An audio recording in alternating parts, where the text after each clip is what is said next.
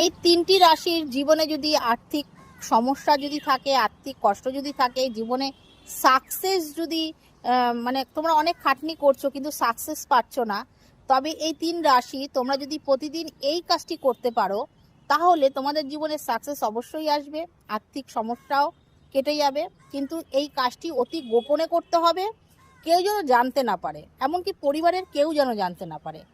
আর প্রতিদিন করতে হবে। সকালবেলা স্নান করে উঠে একদম ভগবানের সামনে, তোমাদের যেখানে সিংহাসন আছে, ঠাকুরের জায়গা আছে, সেখানেই তোমরা করবে অতি গোপনে। তাহলে কোন তিন সেই রাশি? সেই রাশিগুলো হলো কর্কট রাশি, মিথুন রাশি আর কন্যা রাশি। কি করবে? প্রতিদিন স্নান করে উঠে কাঁচা দুধ দিয়ে স্বস্তিক চিহ্ন আঁকবে।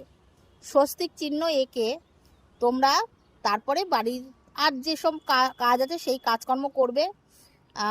এইটা তোমরা প্রতিদিন করবে। যদি করতে পারো তাহলে অবশ্যই তোমাদের আর্থিক কষ্ট দূরীভূত হবে এবং জীবনের সাকসেস অবশ্যই পাবে।